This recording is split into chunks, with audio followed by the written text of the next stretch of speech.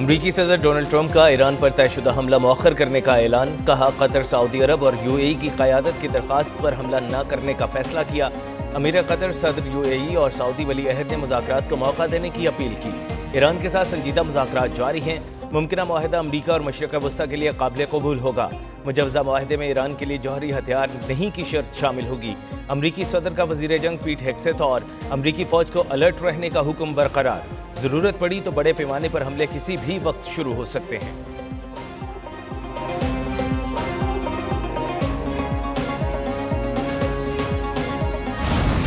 ایران جوہری پروگرام طویل عرصے تک منجمد کرنے پر تیار۔ عرب میڈیا نے ایران کی نئی تجاویز کی تفصیل شیئر کر دی۔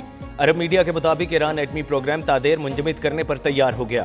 ایران کی افزودہ یورینیم روس منتقل کرنے کی مشروط پیشکش۔ ایران کی توجہ اقتصادی مراعات حاصل کرنے پر مرکوز ہے۔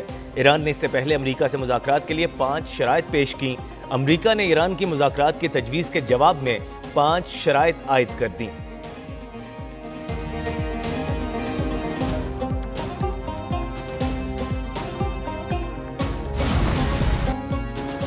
ایران امریکہ کشیدگی کم کرانے کے لیے پاکستان کی انتھک کوششیں۔ وزیر داخلہ محسن نقوی کے دورہ ایران کے تیسرے دن بھی اہم ملاقاتیں۔ وزیر داخلہ محسن نقوی کی ایرانی وزیر خارجہ عباس عراقچی سے ملاقات۔ خطے کی صورتحال، آبنائے ہرمز، ایران امریکہ مذاکرات اور علاقائی کشیدگی پر تبادلہ خیال کیا گیا۔ پاکستان حالیہ ہفتوں میں تہران اور واشنگٹن کے درمیان سفارتی رابطوں میں ثالثی کردار ادا کر رہا ہے۔ ایرانی حکام پاکستان کی کوششوں کو مثبت قرار دے چکے۔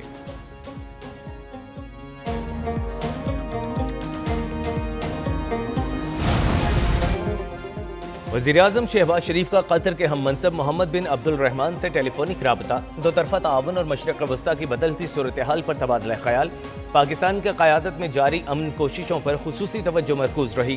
وزیراعظم نے کہا پاکستان تنازع کے پرامن حل کے لیے کوششیں جاری رکھے گا۔ رہنماؤں کا جنگ بندی برقرار رکھنے، خطے میں امن و استحکام کے لیے بین الاقوامی کوششوں پر زور۔ وزیراعظم سے چین کے سفیر کی ملاقات ہوئی۔ پاک چین تعلقات اور خطے کی صورتحال پر بات چیت۔ وزیراعظم کی زیر صدارت خلیجی تعاون کونسل ملکوں میں تعینات پاکستانی سفیروں کا اجلاس بھی ہوا۔ سفیروں نے دو طرفہ تعلقات کی موجودہ صورتحال، ابھرتے ہوئے مواقع اور درپیش چیلنجز سے آگاہ کیا۔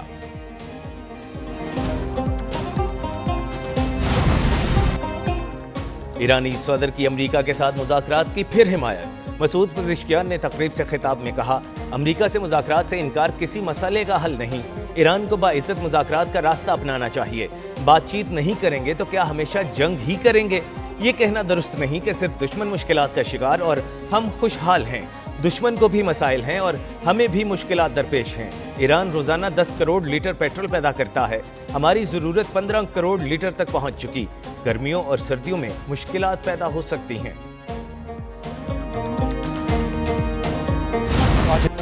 آبنائے ہرمز میں پروجیکٹ فریڈم، پاکستان کی درخواست پر روکا۔ امریکی وزیر خارجہ مارکو روبیو کا اعتراف، کہا پاکستان نے درخواست کی کہ اگر پروجیکٹ فریڈم روک دیا جائے تو کسی معاہدے تک پہنچا جا سکتا ہے۔ سفارتکاری کا موقع دینے کے لیے پروجیکٹ فریڈم روکنے پر اتفاق کیا۔ صدر ٹرمپ سفارتکاری کو ترجیح دیتے ہیں۔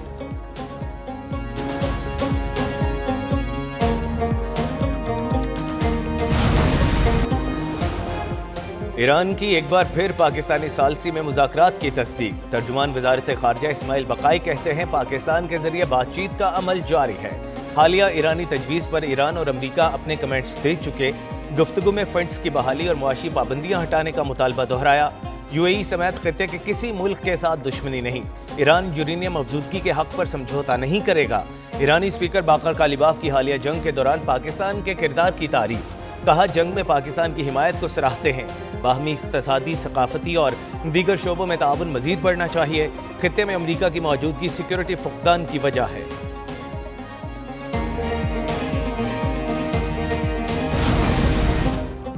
ایران اور سعودی عرب کے وزرائے خارجہ کے درمیان اہم ٹیلی فونک رابطہ۔ عباس عراقچی اور فیصل بن فرحان کا خطے کی صورتحال پر تبادلہ خیال۔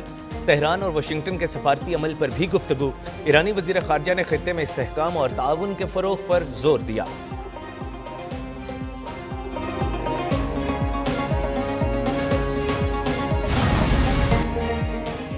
ایران کو پرامن مقاصد کے لیے یورینیم افزودگی کا مکمل حق حاصل ہے۔ روسی وزیر خارجہ سرگئی لاروف کی پریس کانفرنس، بولے ایران جوہری عدم پھیلاؤ معاہدے کا رکن ہے۔ روس واشنگٹن اور تہران کے درمیان جاری مذاکرات میں مداخلت نہیں کرے گا۔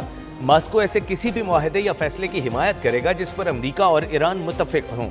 مذاکراتی عمل کا احترام کیا جائے، فیصلے فریقین کی رضامندی سے ہونے چاہیے۔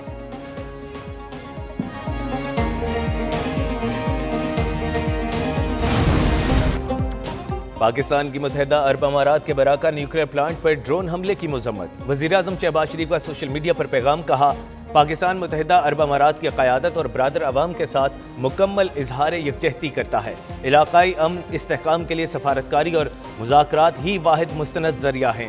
وزیراعظم کا تمام فریقین پر جنگ بندی معاہدے اور عالمی قوانین پر عمل درآمد کا مطالبہ۔ سعودی عرب اور کینیڈا کی بھی UAE کے جوہری پلانٹ پر ڈرون حملے کی مذمت۔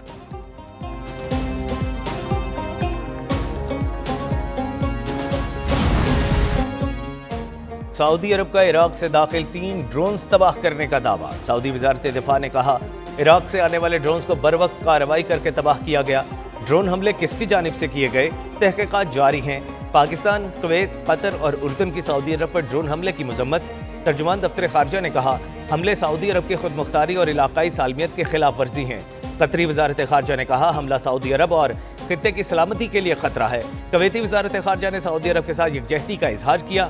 اردن کے وزیر خارجہ نے کہا حملہ سعودی عرب کی سلامتی اور بین الاقوامی قوانین کی خلاف ورزی ہے۔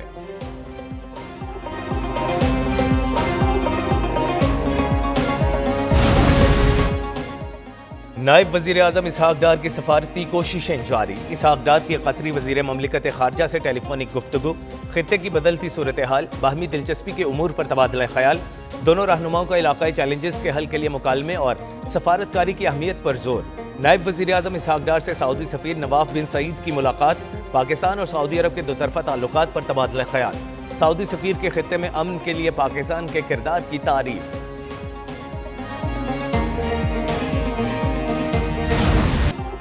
اسرائیل سے تعلقات، ایران کی متحدہ عرب امارات کو وارننگ۔ ایرانی سپریم لیڈر کے ملٹری سیکریٹری محسن رضائی نے کہا ابوظہبی کے ساتھ دوستی کے دروازے بند نہیں، لیکن ایران کے صبر کی حد ہے۔ ایران UAE اور اسرائیل کے تعلقات سے آگاہ ہے۔ UAE کو اسرائیل کی سازشوں میں نہیں الجھنا چاہیے۔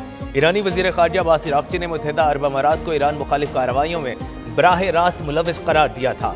کہا ایران سے متعلق متحدہ عرب امارات اپنی پالیسی پر نظر ثانی کرے۔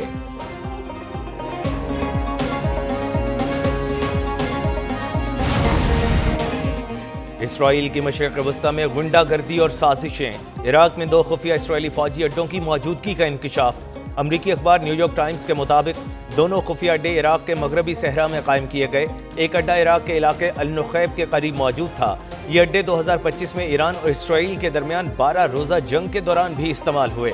امریکہ کو بھی اس خفیہ اڈے کا علم تھا۔ ایک خفیہ اڈے کا انکشاف عراقی چرواہے نے کیا۔